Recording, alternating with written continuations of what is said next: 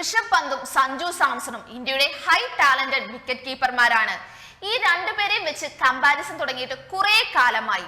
Batting അഗ്രസീവ്നെസ്സിൽ ഇരുവരും പകരം വെക്കാൻ പറ്റാത്ത കഴിവുള്ളവരാണ്. T20 ലോകകപ്പ് പ്ലേയിങ് 11-ൽ ഉൾപ്പെടാനുള്ള സുവർണ അവസരമാണ് മലയാളി താരം സഞ്ജു സാംസൺ കഴിഞ്ഞ ദിവസം നഷ്ടമാക്കിയത്. T20 ലോകകപ്പ് സന്നാഹ മത്സരത്തിൽ ബംഗ്ലാദേശിനെതിരെ അർദ്ധ സെഞ്ചുറി നേടിയതോടെ ഇന്ത്യൻ ടീമിൽ വിക്കറ്റ് കീപ്പർ സ്ഥാനം ഉറപ്പിച്ചിരിക്കുകയാണ് ഋഷഭ് പന്ത്. എന്നാൽ ബംഗ്ലാദേശിനെതിരെ ഓപ്പണറായി കളിച്ച സഞ്ജു പാടെ നിരാശപ്പെടുത്തി. രോഹിത് ശർമ്മയ്ക്കൊപ്പം ഓപ്പണറായി വന്ന സഞ്ജുവിന് ഒരു റൺസ് എടുക്കാൻ മാത്രമാണ് സാധിച്ചത്.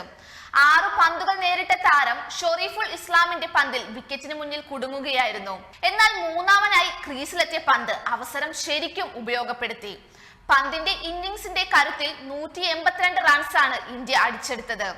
4 വീതം 4ഉം 6ഉം ഉൾപ്പെടുന്നതായിരുന്നു പന്തിന്റെ ഇന്നിംഗ്സ്. ഇതോടെ പന്ത് വിക്കറ്റ് കീപ്പർ ആവുമെന്ന് ഏറെക്കുറെ ഉറപ്പായി.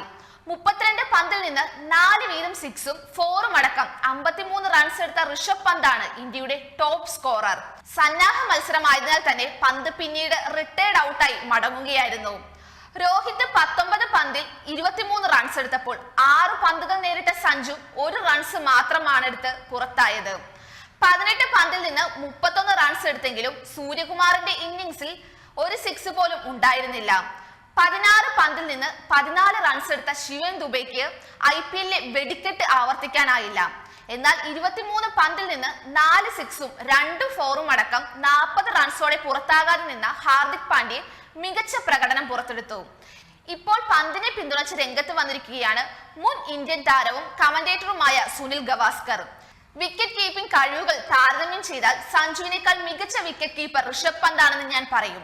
ഇവിടെ ബാറ്റിംഗിനെ കുറിച്ചല്ല സംസാരിക്കുന്നത്. ഇനി ബാറ്റിംഗിലേക്ക് വരുമ്പോൾ കഴിഞ്ഞ കുറച്ച് IPL മത്സരങ്ങളിൽ പന്ത് മികച്ച പ്രകടനം പുറത്തെടുത്തു.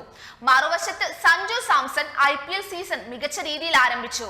കൂടുതൽ റൺസ് നേടി പന്ത് ഗ്രൗണ്ടിന്റെ എല്ലാ കോണുകളിലേക്കും പായിക്കാൻ സഞ്ജുവിന് സാധിച്ചു. നേരത്തെ സൗരവ് ഗാംഗുലിയും പന്തിനെ പിന്തുണച്ച് രംഗത്തെത്തിയിരുന്നു.